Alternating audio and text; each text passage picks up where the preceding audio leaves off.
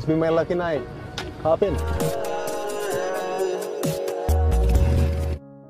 Film akan berfokus pada seorang wanita yang bernama Ennis. Ia bekerja menjadi kupu-kupu malam demi mencukupi kebutuhan hidup keluarganya dan juga demi pengobatan ibundanya yang diagnosis terkena penyakit ginjal.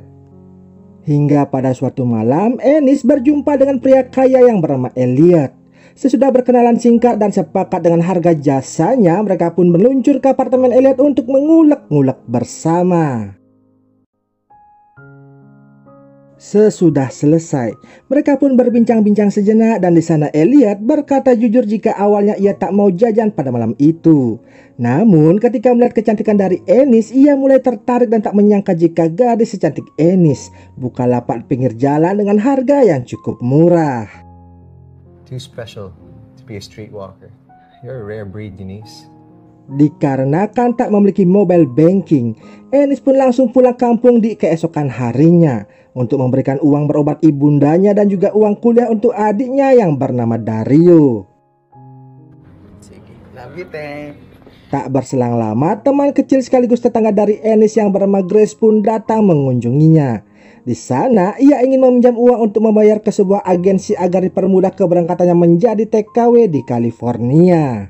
Baka naman pwedeng humiram ng 2.5. Oh, eto, 2.5. Sana makan.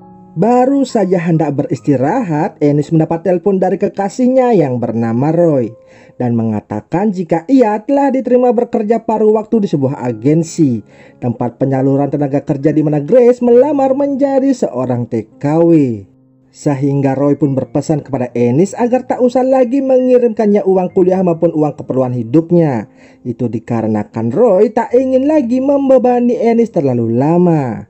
Namun Ennis berkata jika ia tak merasa terbebani dan justru ia merasa sangat senang membantu kekasihnya itu agar lekas lulus kuliah sekaligus mendapatkan pekerjaan impiannya. Ennis juga mengatakan akan mengunjungi Roy Sabtu depan dan memberikan hadiah pengulekan atas keberhasilannya mendapatkan pekerjaan itu. Sige, mahal. Hintayin kita. Sedangkan di tempat yang berbeda terlihat Elliot yang sedang telepon-teleponan bersama temannya yang bernama Nilo. Nilo ini bekerja sebagai intel di kepolisian Filipina dan Elliot sendiri merupakan agen CIA yang ditugaskan Amerika untuk mencari info kelompok teroris yang dikabarkan bersembunyi di Filipina. Pada kesempatan itu, Elliot meminta Nilo untuk mencari info data diri mengenai kehidupan dari Ennis. Itu dikarenakan Elliot kini telah jatuh cinta kepadanya dan ingin serius menikahi si Ennis. Singkat cerita, bertemulah Roy dan Ennis untuk cangkul-mencangkul. Sesudah selesai, mereka pun mengobrol satu sama lainnya. Dan di sana Ennis curhat kepada Roy jika ia merasa ada yang mengikutinya secara diam-diam. Roy lalu menenangkan Ennis dan mengatakan jika ia akan menjaga kekasihnya itu dan tak akan membiarkan orang lain menyakitinya. Sepulang dari menemui Roy, Ennis kemudian bertemu kembali dengan Elliot dan langsung mengajaknya ke apartemen. Di sana Elliot tanpa berbasa-basi lantas menyatakan perasaannya kepada Ennis dan mengajaknya untuk menikah. Mendengar hal itu, Ennis lalu menolaknya secara halus. Itu dikarenakan ia merupakan satu-satunya tulang punggung keluarga dan bukanlah wanita baik-baik. Namun Elliot yang sudah terlanjur sayang kepada Ennis tak peduli dengan masa lalunya. Dan bahkan Elliot di sana berjanji akan memberikan kehidupan yang layak untuk Ennis dan keluarganya. Beberapa hari kemudian Ennis pun lalu memberitahu kabar baik itu kepada ibundanya, di mana Elliot juga berjanji akan membiayai operasi ginjal untuk ibundanya tersebut.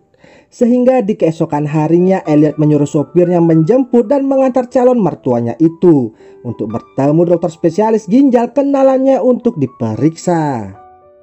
Sepulang dari pemeriksaan itu, di sana Elliot mengatakan jika ia besok akan pergi ke luar negeri selama beberapa bulan mendatang untuk sebuah pekerjaan. Namun sebelum berangkat, Elliot berjanji akan mentransfer sejumlah uang untuk keperluan hidup Ennis dan juga pengobatan ibundanya. Transfer some money to your bank account tomorrow. Thank you, sweetheart. Setelah Elliot berangkat ke luar negeri dan selama proses pengobatan ibundanya, Ennis pun lantas mengajak adik dan ibunya untuk tinggal sementara di apartemennya si Elliot. Namun, di saat ibunya telah mendapatkan pendonor ginjal, namun Elliot tak kunjung mengirimkan uang sehingga operasi tersebut pun batal dilakukan. Deposit ng 500,000. Nasaan na ba yung boyfriend mo kano? Ennis pun berusaha menghubungi Elliot namun tak kunjung ada kabar darinya. Dan ponsel Elliot sudah lama tak aktif belakangan ini. Lalu pada esok harinya, Ennis akhirnya mengetahui siapa orang yang sering mengikutinya. Ia pun lalu berkenalan dengan Nilo. Dan di sana Nilo mengatakan jika ia telah memata-matai Ennis selama 3 bulan belakangan ini karena diperintah oleh Elliot. Ennis lantas bertanya keberadaan Elliot kepada Nilo. Namun Nilo berkata jika info terakhir yang ia peroleh jika Elliot berada di kota Baghdad dan sudah itu mereka pun kehilangan kabar darinya. Maka dari itu, karena Elliot tak ada kabar dan tak pernah mengirimkannya uang, lantas Ennis pun meminta agar Nilo tak mengikutinya lagi karena ia akan kembali bekerja di dunia malam untuk memenuhi biaya operasi ibundanya dan kebutuhan hidup keluarganya.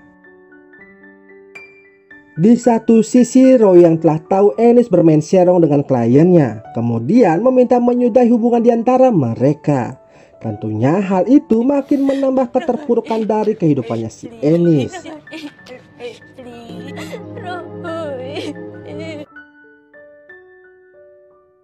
Lalu di saat Ennis bekerja, ia bertemu dengan seorang pria yang bernama Habibi dan mengaku sebagai pangeran tampan dari Persia.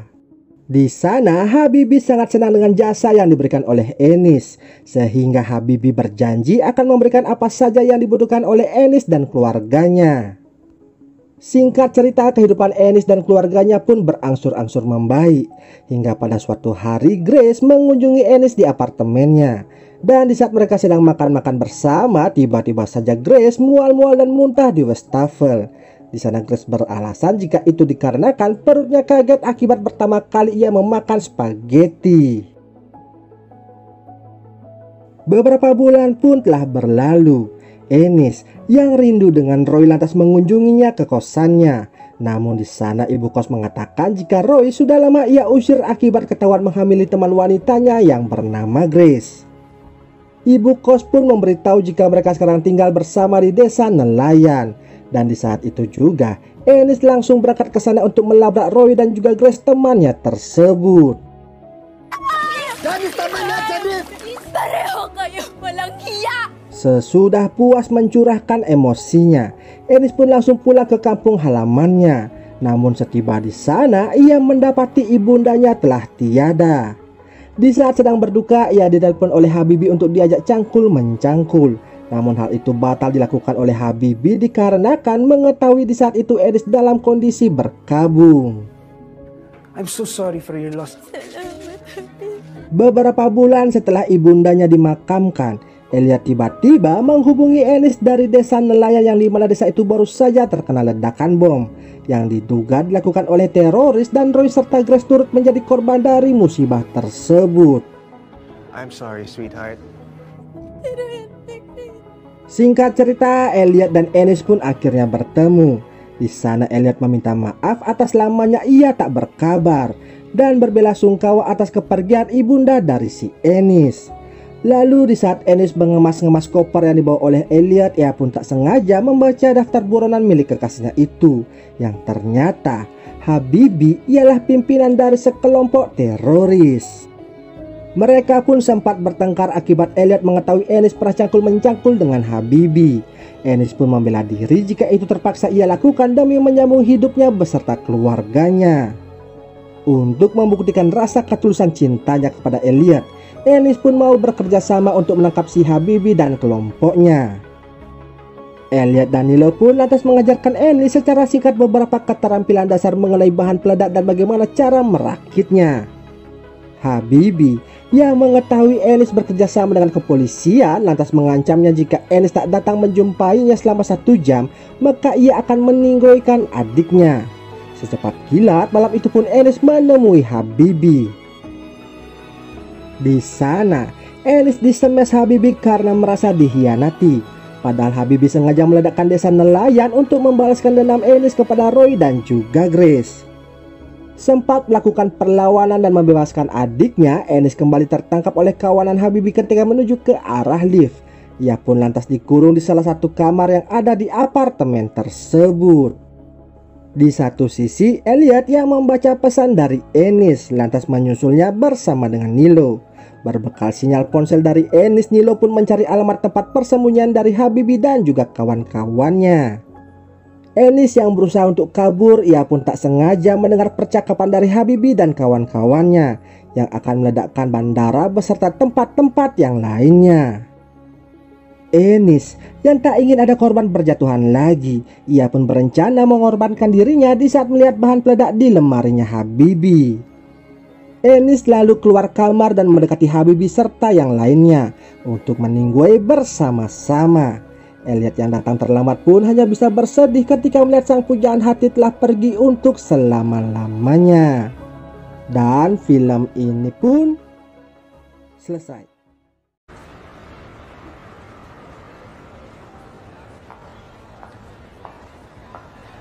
May sundo ako eh.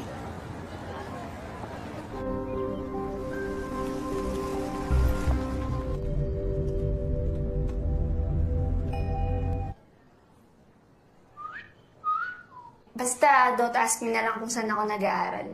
Remember.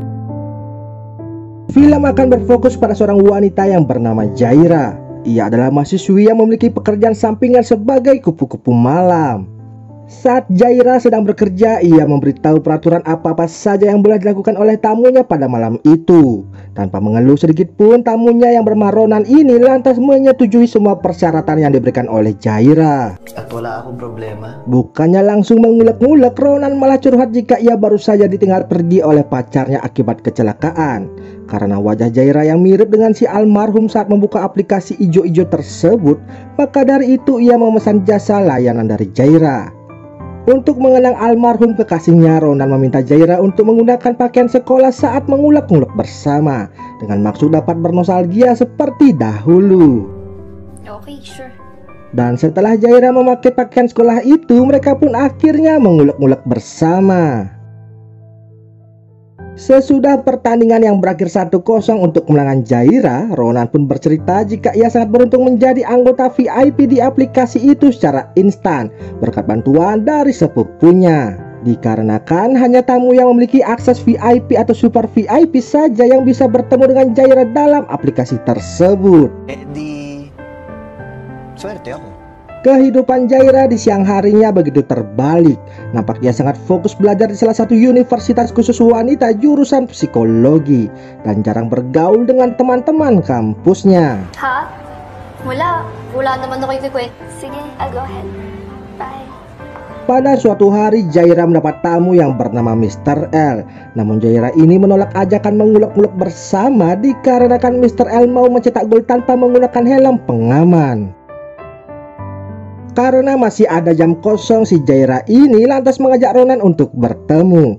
Sesampainya di tempat tujuan, Jaira pun jujur jika ini pertama kalinya ia mengajak tamunya bertemu di luar kamar. What's happening to my boundaries? Di sana Ronan juga mengatakan jika ia masih saja menganggap Jaira ini ialah si Sophie almarhum kekasihnya dahulu. Oleh sebab itulah ia mengajak Jaira untuk bertemu di kafe tersebut. Really?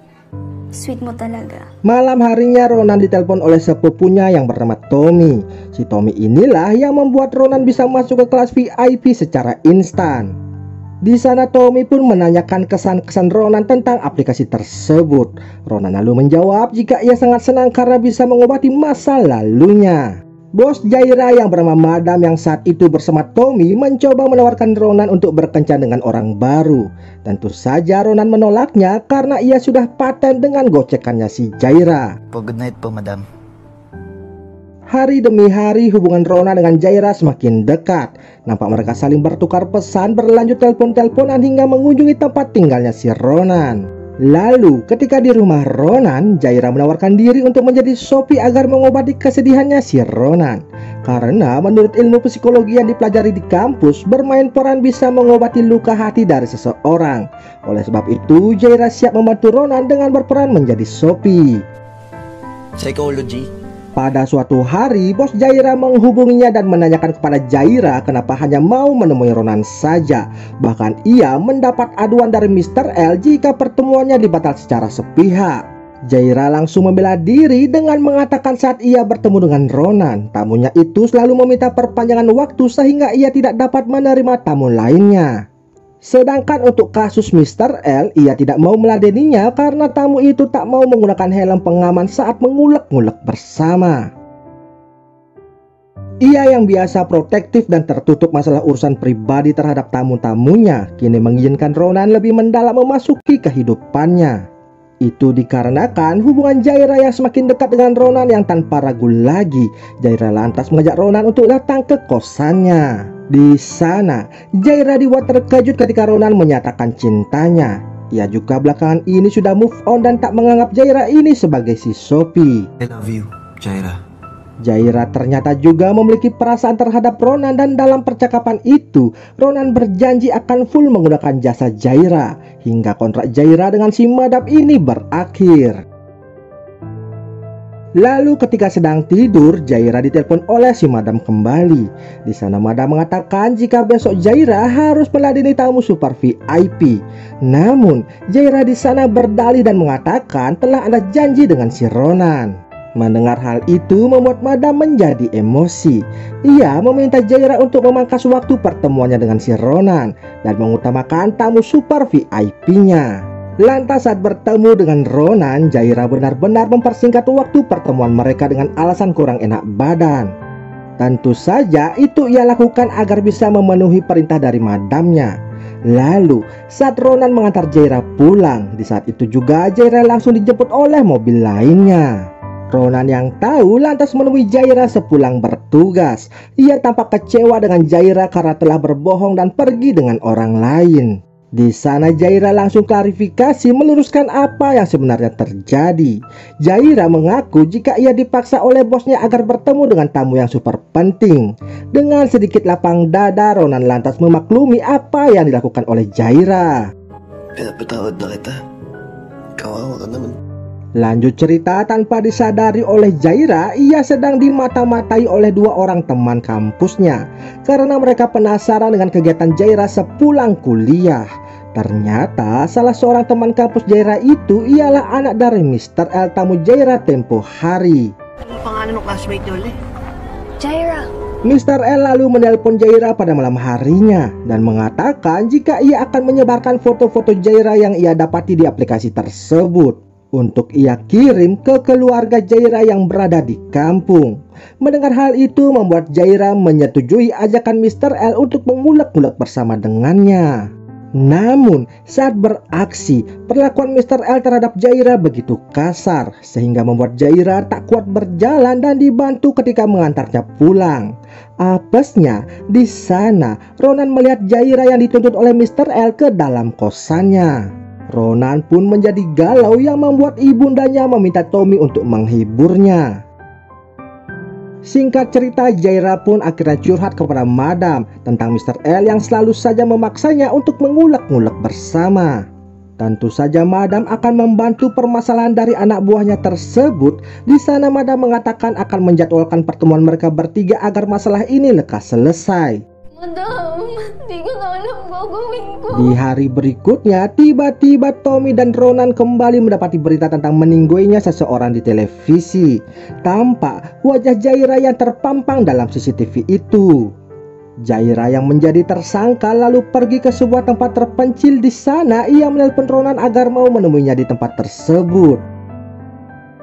Sesampainya Ronan di sana, Jaira berkata jika ia telah ditipu oleh si Madam. Karena setelah melakukan pertemuan dengan Mr. L, ia malah ditinggal berduaan dalam kondisi Mr. L yang sudah meninggoy.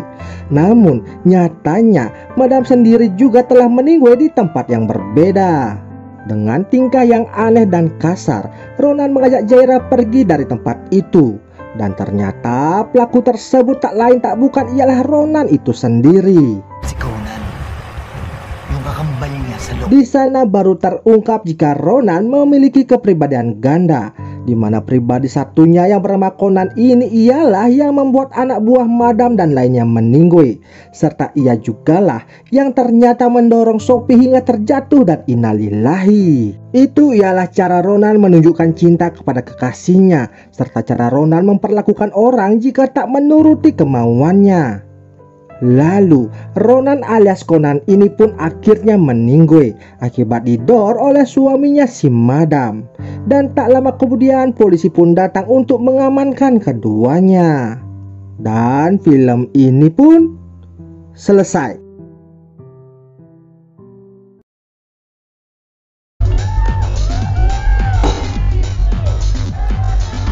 Besides, how old are you? You didn't tell me you're, casual hookups. I should go. Sam, you sure you're okay with this? Hindi ako gagawa ng excuse for my behavior. Film dibuka dengan memperlihatkan sebuah konser penyanyi solo di sebuah restoran. Di sela-sela acara, sang penyanyi tersebut lalu berinteraksi dengan penontonnya untuk naik ke atas panggung. Di antara banyaknya orang di sana, nampak seorang pria mengangkat tangannya. Di momen tersebut, ia bermaksud melamar pacarnya untuk diajak menikah.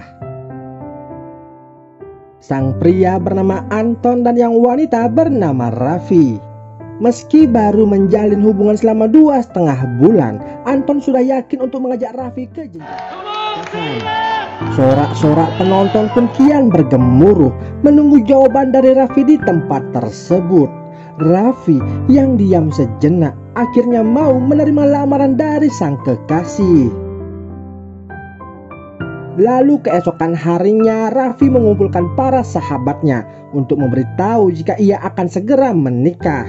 Lantas tak berselang lama, Anton pun datang untuk menjemput kekasihnya itu.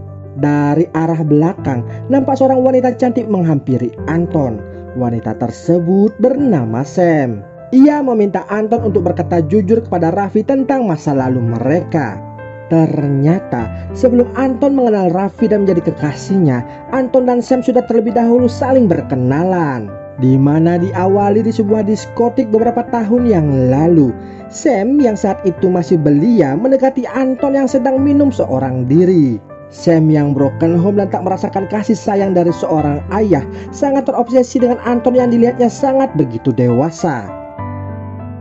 Anton yang terbawa suasana akhirnya mengulek-ngulek bakpao Sam yang masih tergembok itu di sebuah gedung kosong. Sesudah itu, Anton menyuruh Sam untuk melupakan kejadian sebelumnya dan menganggap tak terjadi apa-apa.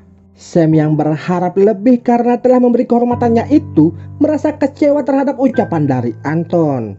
Setelah ia mengeluarkan keluh kesahnya kepada Anton, lantas Sam pergi dari tempat tersebut. Setelah itu mereka pun berbaur dengan teman-teman yang lainnya. Di sini Sam beralasan tak bisa hadir dalam pernikahan Anton dan Raffi dikarenakan ia akan pergi liburan dengan ayahnya. Raffi sebagai sahabat terus mendesak Sam untuk hadir di acara pernikahannya itu dan menyuruhnya untuk mengganti jadwal liburannya. Raffi lantas menyuruh Anton untuk ikut mendesak Sam agar mau hadir di pernikahan mereka. Dengan gugup, Anton pun mengiyakannya. Lalu Sam pun akhirnya menuruti permintaan temannya itu. Lantas scene berlanjut memperlihatkan Raffi yang sedang mengobrol dengan ibunya. Di sana ibunya menanyakan apakah Raffi telah yakin dan siap secara mental menuju ke jenjang pernikahan. Sontak Raffi terdiam dan semalaman penuh memikirkan omongan dari ibunya itu.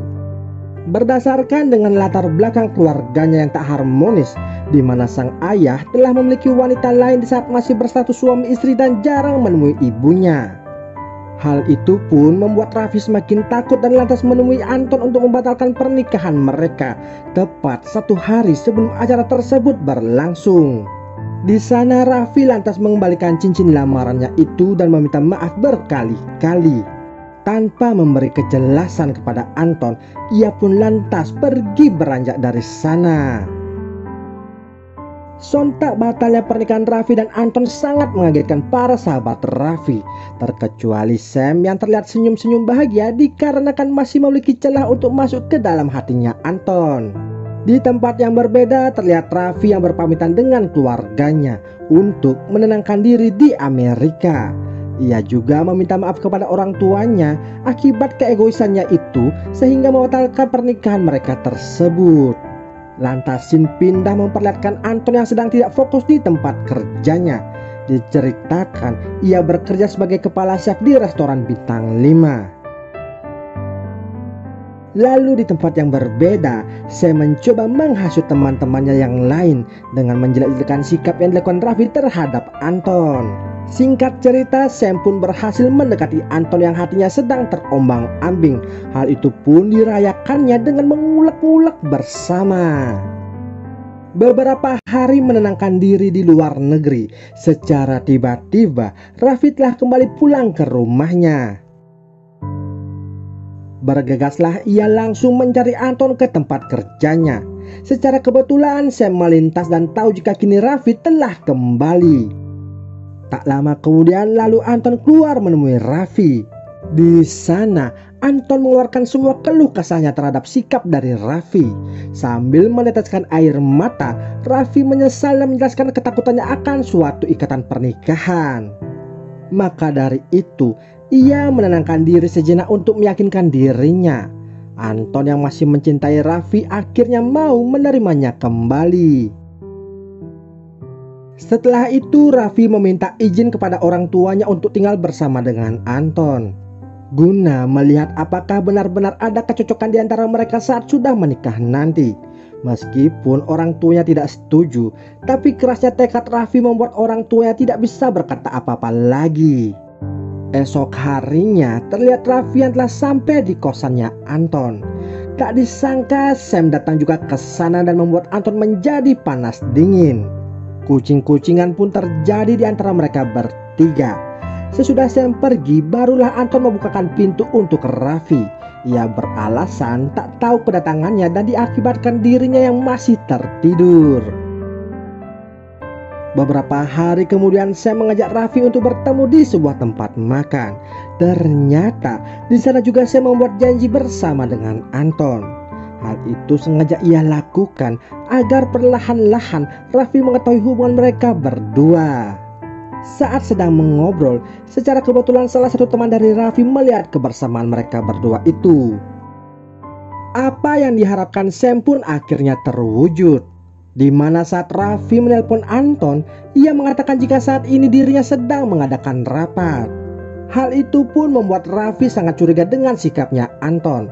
Melihat gerak-gerik yang aneh dari mereka berdua membuat hubungan Raffi dan Sam kini mulai memanas. Ditambah lagi pesan singkat yang dikirim dari temannya Raffi dan isi kontak HP dari Anton memperjelas adanya main serong di antara mereka berdua. Untuk memastikan kecurigaannya itu, Raffi pun berbohong dan mengatakan kepada Anton jika ia akan kerja keluar kota selama 2 hari.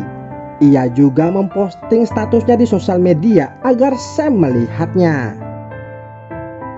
Alhasil, Raffi akhirnya melihat secara langsung pacar yang sedang berduaan dengan Sam dan meluapkan emosinya di sana. Sejak saat itu, Raffi memutuskan untuk kembali ke rumahnya dikarenakan ia tidak terima dengan pengkhianatan yang dilakukan oleh Anton.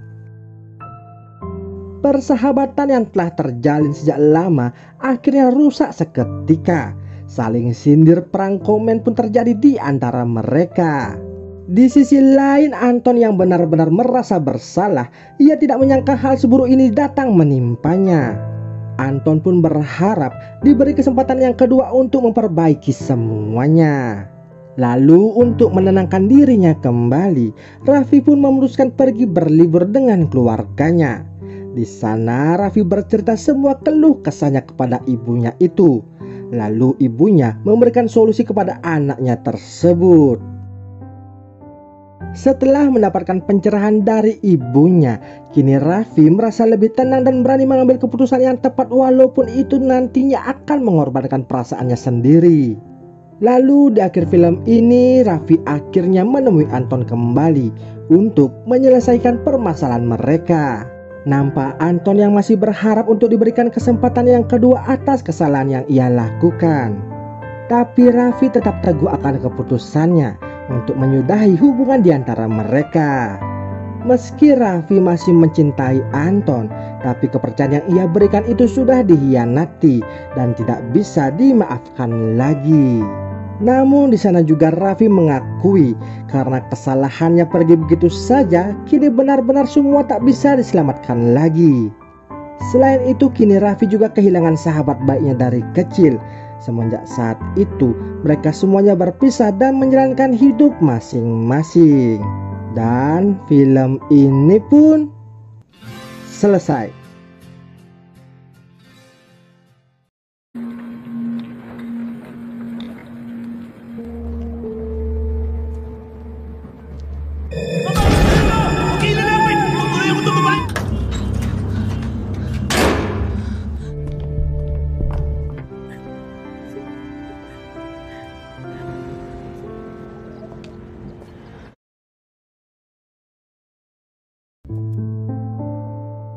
Film dibuka dengan memperlihatkan seorang wanita yang bernama Bella. Ia merupakan penulis naskah yang cukup handal dan juga idealis. Bella tinggal bersama dengan pacarnya yang bernama Arnold dan bekerja sebagai sutradara berbagai produk iklan komersil. Oke, pag mainit-init pa. Di saat itu, Arnold ingin sekali meningkatkan karirnya untuk menjadi seorang sutradara film. Namun dikarenakan tidak memiliki ide maupun konsep, ia pun lalu meminta tolong kepada Bella untuk menjadi penulis naskahnya. Demi mewujudkan cita-cita dari pacar yang sangat ia sayangi, Bella pun akhirnya setuju. Sesudah itu malam harinya Arnold mengontak salah satu investor yang sering diajaknya kerjasama. Pria tersebut bernama Tuan Dison. Di sana, Tuan Dison meminta konsep agar setiap adegan berisikan cangkul-mencangkul, serta adegan baku tembak dan pemerannya diwajibkan sangatlah begitu seksoi. Agar investor itu merasa senang, Arnold pun memuji Tuan Dison dengan mengatakan konsepnya begitu brilian. Mendengar hal tersebut, Tuan Dison menjadi semakin besar kepala dengan mengatakan jika istrinya juga setuju jika ia pantas menjadi seorang penulis. Tuan Dison juga menambahkan jika pengusaha sama halnya dengan seorang penulis, yang intinya keduanya itu menjual produk mereka agar laris di pasaran. Mendengar hal itu, Bella langsung membantahnya. Bagi Bella, seorang penulis merupakan seniman yang mencurahkan rasa dalam rajutan penanya, yang berisikan ide-ide brilian dan tidak sembarangan. Berbeda dengan pengusaha yang hanya mementingkan keuntungan dan tidak peduli akan isi materi penjualannya. Mendengar ucapan dari Bella, Tuan Dison pun lalu terdiam. Ia lalu menanyakan kapan naskah itu dapat dibacanya, dikarenakan Tuan Dison akan berangkat ke Belgia minggu depan untuk melakukan bisnis. When can I read the script? Ako papuntang Belgium next week. Arnold lalu berkata naskah itu akan secepatnya diberikan kepada Tuan Dison. Namun Bella kembali membantah dengan mengatakan jika menulis itu membutuhkan banyak waktu. Bella tidak akan memberikan naskah itu hingga selesai dikarenakan setiap perubahan pada bagian akhir bisa mempengaruhi cerita skenario bagian pertamanya. Tuan Dison pun akhirnya setuju asalkan materi cangkul-mencangkul yang ia inginkan harus tetap ada dalam skenario tersebut. Huwag niyong tatanggalin yung gusto ko, ha? I need you to be proactive, ha? Setiba di rumah, Bella pun mengeluh akan permintaan dari investor itu dan ingin membuat naskah sesuai idealisnya. Namun Arnold mencoba menenangkan Bella dengan mengatakan jika mengubahnya akan menyinggung perasaan dari Tuan Dison. Arnold pun sangat meminta tolong kepada Bella agar membantunya kali ini. Di sana Bella pun berkata kenapa Arnold tidak menulis naskah itu sendiri saja. Pria itu lalu menjawab jika ia tidak pintar dalam merangkai kata-kata. Arnold pun curhat dan merasa malu karena ia hanya menjadi benalu di rumahnya Bella, di mana Bella sudah sukses membuat 3 naskah dan difilmkan sedangkan dirinya tidak ada perkembangan sama sekali. Kaya mo yan. Flashback. Mendengar hal itu, Bella langsung merasa iba kepada pacarnya. Ia lantas menyemangati Arnold dan berjanji akan menjadi penulis naskahnya demi kesuksesan pacarnya tersebut, guna meningkatkan karirnya menjadi seorang sutradara film.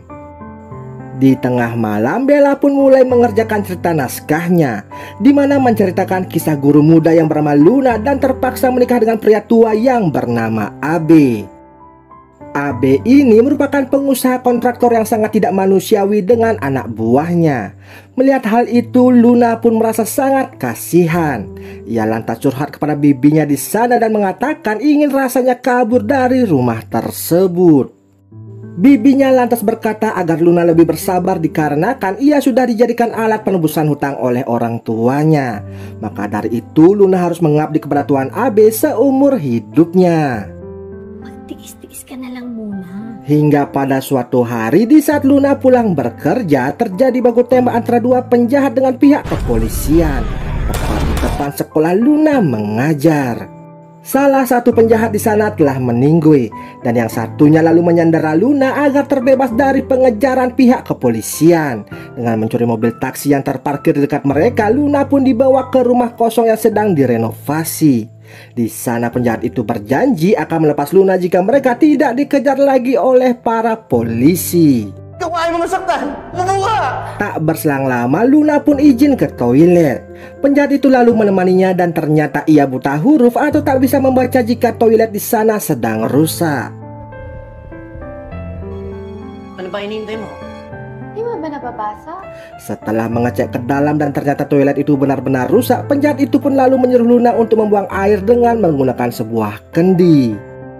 Saka, umihi ka na! Bilisan mo na! Sesudah selesai, penjahat itu lalu meminta maaf karena telah menodong Luna sebelumnya dan berkata jika ia bukanlah seorang penjahat. Uang yang mereka curi sebenarnya ialah gaji yang tak pernah dibayar selama ini oleh majikan mereka dan majikannya tersebut memecat mereka tanpa alasan. Sesudah itu Luna pun mengatakan jika ia menyadari pria itu tak bisa membaca di saat ke toilet sebelumnya. Berbekal pendidikan dasar yang kurang, Luna pun menanyakan rencana pria itu ke depannya. Pria yang bernama Diego itu lalu bercerita jika temannya yang bernama Paman Roger lah yang tahu harus kemana dan harus diapakan uang tersebut.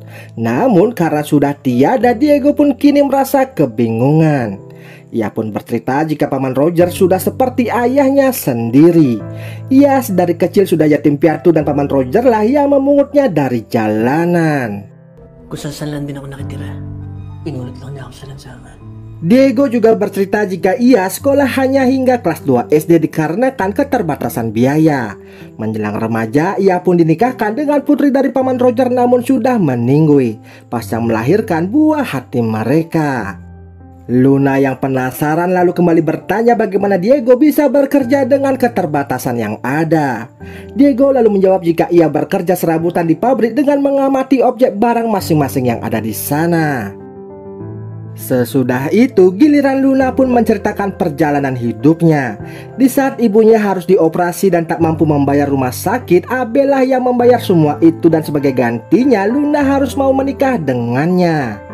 Lalu ketika mereka akan kerja kelompok, ketika naskah itu dihentikan oleh Arnold dan meminta Bella untuk merevisinya agar diganti dengan adegan pemerkosaan agar lebih greget dikarenakan itu salah satu saran dari Tuan Dizon.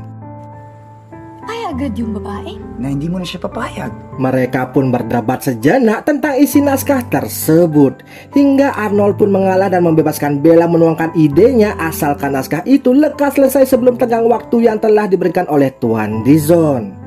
Sesudah itu, naskah cerita pun direvisi oleh Bella dengan membuat Luna yang kini sedang mengajari Diego cara membaca yang tentunya naskah tersebut membuat Tuan Dizon merasa kecewa dikarenakan tidak bersihkan adegan yang diinginkannya. Mendengar hal itu, Bella pun berdebat dengan Tuan Dizon dan mengatakan mengapa harus ada adegan cangkul-mencangkulnya. Sebelum investor itu emosi dan membatalkan kerjasama mereka, Arnold langsung menyela dengan mengatakan akan merevisi kembali naskah tersebut. Arnold, maybe nasobrahan lang si Bella? Malam harinya, Bella pun melanjutkan pembuatan naskah ceritanya, di mana pada adegan kali ini memperlihatkan karakter Diego yang akan berpisah dengan Luna. Meski Luna memaksa untuk ikut kabur dengannya, namun Diego yang sudah menjadi buronan polisi tak mengizinkan hal itu dikarenakan takut akan membahayakan kehidupan dari Luna. Kembali ke dunia nyata, Ketika Bella akan pergi berbelanja, ia pun tak sengaja melihat Arnold sedang berjalan mesra dengan wanita lain. Setiba di rumah, Bella pun menanyakan tentang wanita yang ia lihat sebelumnya. Arnold pun jujur jika wanita yang ia ajak itu ialah adik dari Tuan Dizon dan sudah pernah sekali kerja kelompok dengan dirinya. Nyetang skipmu, umalis ka na! Mendengar hal tersebut tentunya membuat Bella merasa sangat kecewa dan menyuruh Arnold untuk keluar dari rumahnya serta menyelesaikan naskah tulisnya sendiri. Ketika sendirian dan ragu untuk meneruskan penulisan naskahnya itu, Bella pun menghayal jika ia didatangi oleh Luna. Di sana Luna mencoba memberi semangat dan menyuruh Bella untuk mengikuti kata hatinya saja. Akhirnya, Bella pun meyakinkan tekadnya untuk menuntaskan naskah tersebut, di mana capture kali ini memperlihatkan Luna yang menjalani hari-harinya dengan penuh kehampaan pasca berpisah dengan Diego. Hingga pada suatu hari Luna pun mendapatkan telepon dari Diego untuk diajaknya bertemu. Namun percakapan mereka tanpa sengaja didengar oleh Abe yang membuatnya merasa emosi. Lalu di malam harinya Luna pun menuju ke tempat mereka janjian bertemu. Sesudah melepas rindu adu mekanik di sana, Diego lantas memberikan Luna sejumlah uang untuk menebus semua hutang-hutangnya dari Abe, sehingga Bella bisa terbebas dan tak terikat lagi dengan orang yang tak dicintainya tersebut. Sesudah mereka berpisah dan keluar dari penginapan, Diego langsung didor-dor oleh pihak kepolisian hingga membuatnya meninggoy. Ternyata semua itu ulah dari Abe yang memberitahu polisi tempat Diego bersembunyi. Pasca kepergian dari Diego, Luna pun memantapkan diri untuk pergi meninggalkan Abe dengan membayar seluruh utang-utang keluarganya. Dan naskah ini pun akhirnya selesai digarap oleh Bella. Namun bukannya dipublis, naskah itu justru dibakarnya. Serasa ia membuang semua kesedihan serta kenangan masa lalunya ketika masih bersama dengan Arnold demi membuka lembaran hidup yang baru. Beberapa hari kemudian, Bella lantas menemui Arnold untuk mengajaknya bertemu. Sesudah berbaikan di sana, Bella pun lalu mengajak Arnold untuk menjalin pertemanan. Terlihat raut wajah penyesalan dari Arnold yang masih ada rasa cinta kepada Bella, namun keputusan Bella sudah bulat, yang membuat pria itu pun setuju jika mereka kini sebatas berteman saja. Dan film ini pun selesai.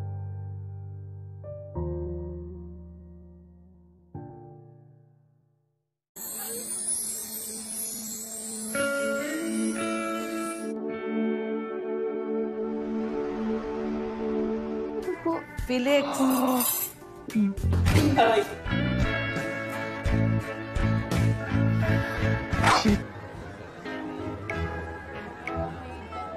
Oh. Ganito pala sa motel, no? Na ng girlfriend mo. Film dibuka dengan memperlihatkan seorang pria yang bernama Felix. Saat yang lainnya fokus belajar, ia malah dengan asiknya menggambar sebuah anime mantap jiwa dan hingga tak terasa karyanya itu ketahuan oleh dosen yang membuat ia pun akhirnya dihukum di depan kelas. Felix ini memiliki teman seperjuangan yang bernama Lino dan juga Garfield. Mereka bertiga ini tergolong cupu dan masih ting-ting di antara rekan-rekan sebayanya.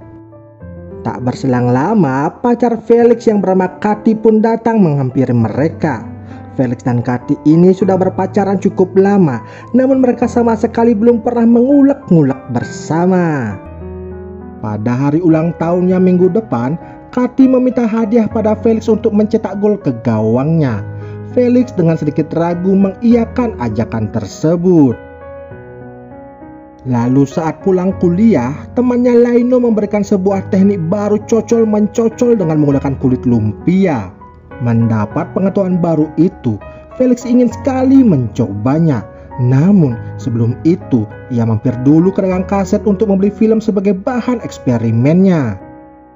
Sesampainya di rumah, ia langsung mengambil lumpia yang masih fresh itu dan memasukkan terong bengkoknya. Sedang asik-asiknya olahraga, tiba-tiba bibinya pulang ke rumah dan memberi info jika esok akan ada seorang yang akan datang ke rumah mereka. Tamu yang datang tersebut ialah anak dari teman ibunya dan nantinya akan menginap beberapa bulan di rumah itu juga. Sesudah percakapan itu selesai, Bibi Felix yang merasa lapar langsung mengambil lumpia yang ada di atas meja dan langsung memakannya. Bibi Felix yang sangat senang dengan lumpia itu lalu berkata jika mayonesnya cukup berlimpah dan juga sangat-sangat gurih yang membuat Felix menjadi canggung di hadapan bibinya tersebut. Esok harinya terlihat Felix yang sedang berjalan menuju ke kampusnya. Di tengah perjalanan itu matanya terfokus pada seorang wanita yang baru saja turun dari angkutan umum. Wanita tersebut bernama Katie. Lalu tiba-tiba seorang pria datang mencuri handphone milik Katie. Melihat hal tersebut, Felix langsung bergegas mengejar pencuri itu. Namun apesnya, ia yang bermaksud menolong malah tak sengaja merobek pakaian dari Katie, sehingga membuat pencuri itu bisa kabur begitu saja. Setelah kejadian tersebut, Felix dengan terburu-buru bergegas menuju kampusnya.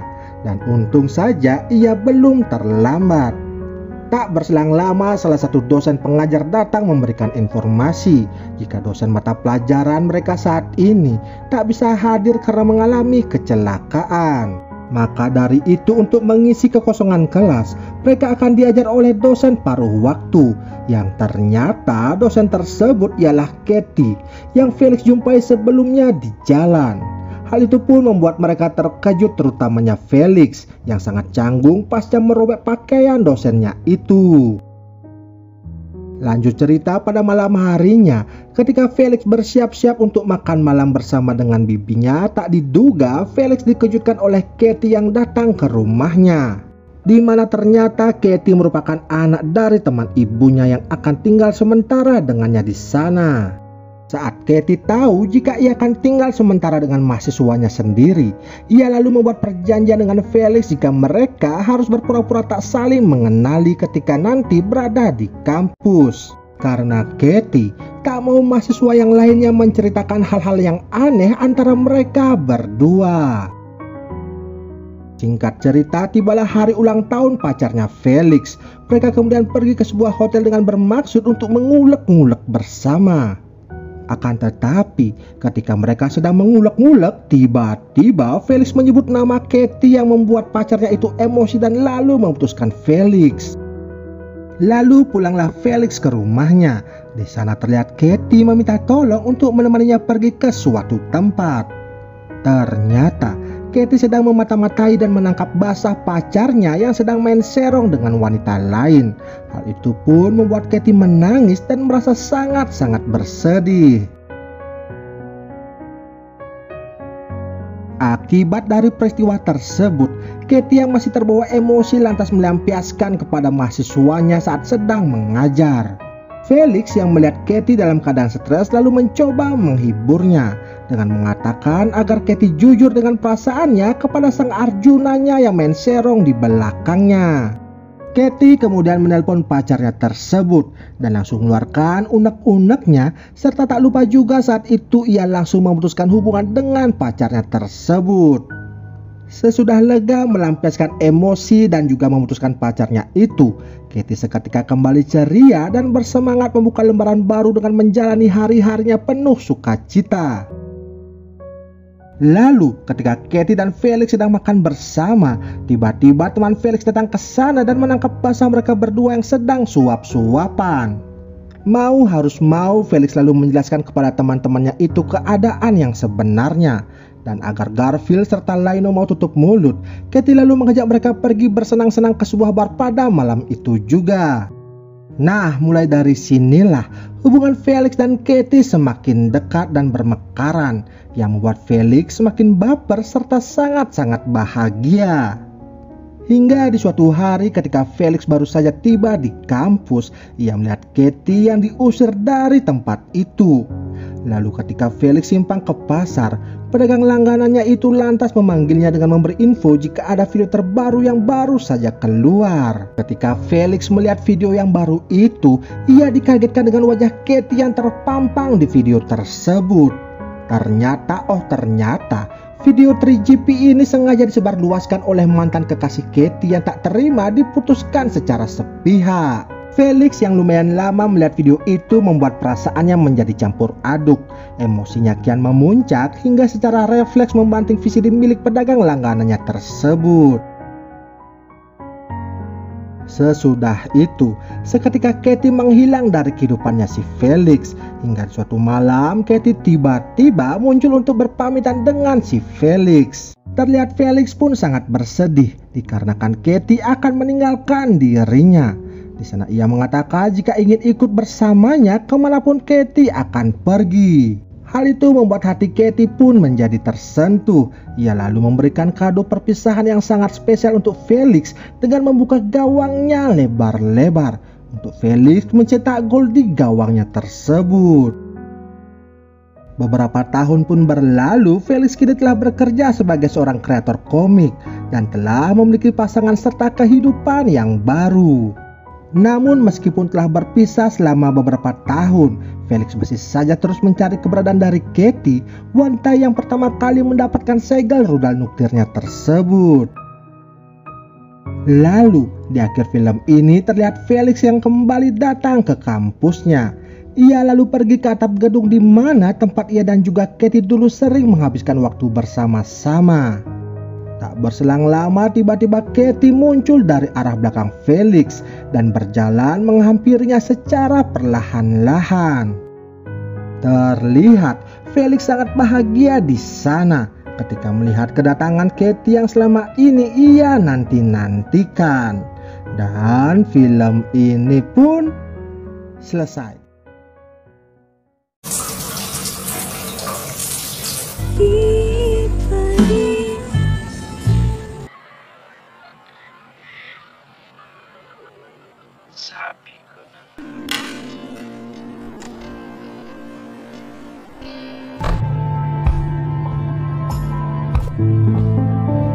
Film dibuka dengan memperlihatkan seorang gadis bernama Eva yang kini mengadu nasib di perantauan.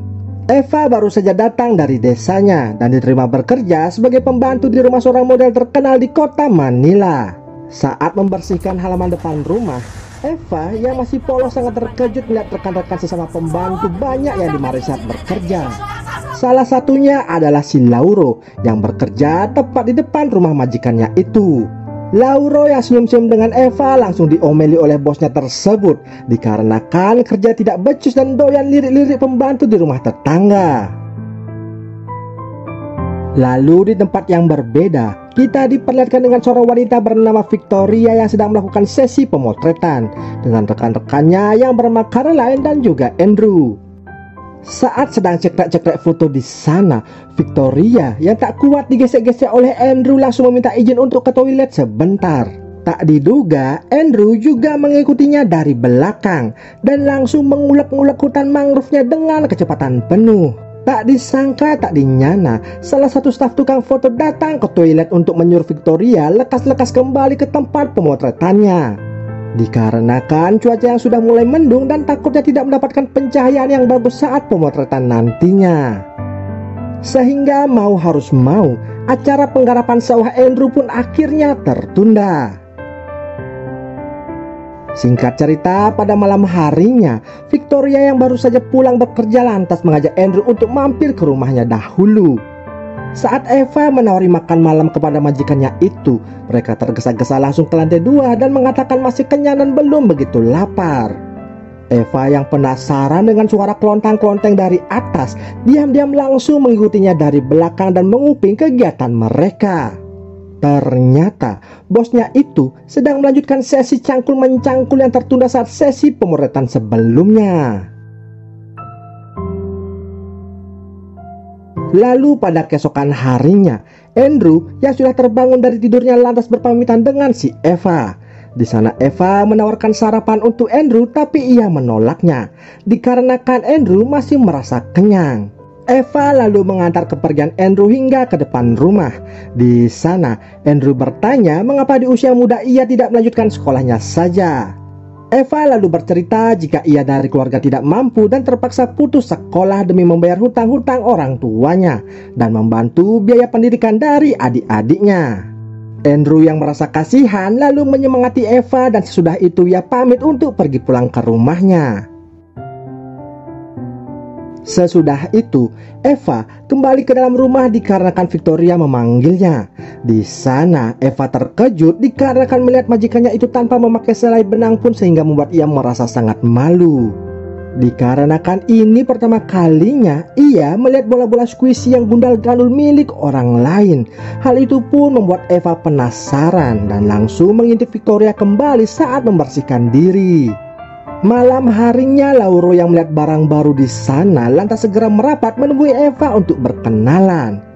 Eva kemudian menyambut baik niatan dari Lauro tanpa ada rasa curiga sedikit pun. Mereka lantas bergosip di sana dan Lauro bercerita jika suara kontang-kontak Victoria kemarin malam sampai terdengar ke kamarnya hingga membuatnya senam 5 jari. Belum selesai bercerita, si Lauro ini dipanggil lagi oleh majikannya itu sehingga gibah mereka pun akhirnya terhenti.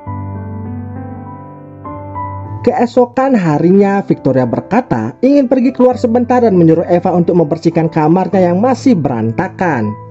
Lalu, sesaat majikannya telah pergi, Eva yang melihat penjual sayur keliling di dekat sana lantas membeli sayur terong dan kebutuhan dapur lainnya sembari berkenalan singkat dengan pembantu-pembantu yang juga sedang berbelanja di sana. Sesaat kembali bekerja, Eva tanpa sengaja menemukan bungkusan sarung rudal bersihkan jelly drink yang berserakan di kamar majikannya itu.